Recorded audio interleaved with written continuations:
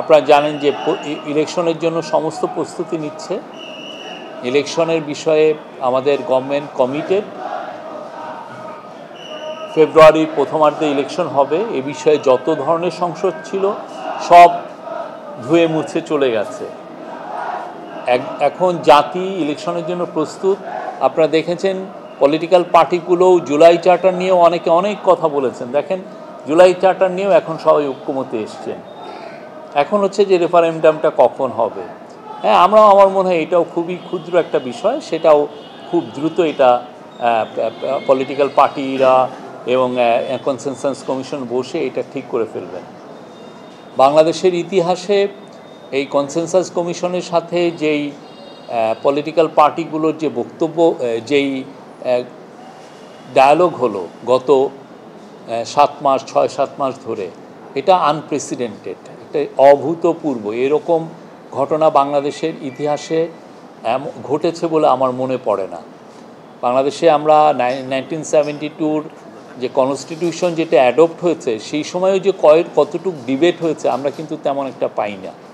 আমরা দেখেছি যে তখন খুব দ্রুত কনস্টিটিউশনটা ড্রাফট হয়েছে। ড্রাফট হওয়ার পরে খুব দ্রুত এটাকে দু একজন এটা নিয়ে কথা বলেছেন, তারপরে এটা অ্যাডপ্টেড হয়ে গেছে। কিন্তু আপনি দেখেন কনস্টিটিউশন নিয়ে এবং রিফর্মগুলো নিয়ে আমরা যে সেক্টরে রিফর্ম করতে চেয়েছি, মানে এই গভর্নমেন্ট চেয়েছে, ইন্টারিম গভর্নমেন্ট, এবং সেই অনুযায়ী যে সমস্ত রিফর্ম কমিশন যে রিপোর্টগুলো দিয়েছে, সেগুলো নিয়ে এত সুন্দর ডিবেট গত 6 মাসে যা হয়েছে, এটা জাতির জন্য একটা, আমি বলবো যে দীপশিখা হিসেবে থাকবে যুগ যুগ। 4 গুণ শক্তিশালী এনজাইম ও অধিক ফেনা সমৃদ্ধ অরিক সিলভার ওয়াশ মাত্র 70 টাকায়। যুগ যুগ আমাদের যারা নেক্সট জেনারেশন আসবে, তারা এখান থেকে ইন্সপিরেশন পাবে। তারা দেখবে যে তাদের আগের জেনারেশন লিডাররা কিভাবে প্রত্যেকটা ইস্যুকে নিয়ে তারা ডিবেট করেছেন। তারা প্রত্যেকটা ইস্যু, কনস্টিটিউশনের প্রত্যেকটা ইস্যু, পাওয়ারের কি ভারসাম্য হবে, পাওয়ার একটা কেয়ারটেকার গভর্নমেন্ট যদি হয়, কেয়ারটেকার গভর্নমেন্ট কীভাবে ইলেক্টেড হবে, বা আর্টিকেল 70 নিয়ে দেখেন 50 বছর ধরে কোনো ধরনের আমরা ভালো এটা নিয়ে কোনো ডিবেট হয়নি। এবছর আর্টিকেল 70 নিয়ে কি সুন্দর একটা ডিসিশন এসছে। আমরা বলবো যে প্রত্যেকটা বিষয় নিয়ে আমাদের পলিটিক্যাল পার্টিগুলো, সে ক্ষুদ্র হোক বড় হোক, যে পলিটিক্যাল পার্টি, তারা খুব ম্যাচিউরড একটা ডিবেট করেছেন।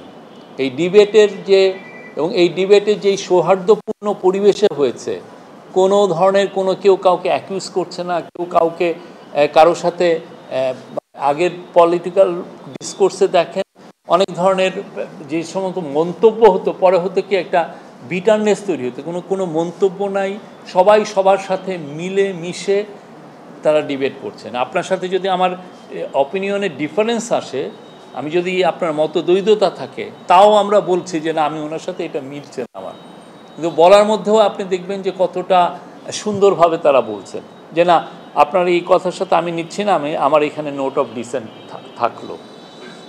এবং প্রত্যেকটা জিনিস আপনি যে নোট অফ ডিসেন্ট দিলেন, আপনি যে এই শব্দগুলো বললেন, সবই কিন্তু ডকুমেন্টেড আছে। এবং আমাদের গভর্নমেন্ট প্রত্যেকটা সেশন আমরা লাইভ সবাইকে দেখিয়েছে এবং এটা রেকর্ড আছে। ভবিষ্যতে যারা এটা নিয়ে বই লিখবেন যে বাংলাদেশের পলিটিক্যাল ডিসকোর্স কীরকম হয়, পলিটিক্যাল ডিবেট কী হওয়া উচিত, প্রত্যেকটা বিষয় নিয়ে কিভাবে আমাদের পলিটিক্যাল লিডাররা কিভাবে তাদের অপিনিয়ন দিলেন, এটার জন্য পুরো যে আমি মনে করি যে আমাদের রিসার্চাররা পুরো এই ডিবেটগুলো, ভিডিওগুলো নিয়ে তারা অনেকগুলো বই লিখবেন।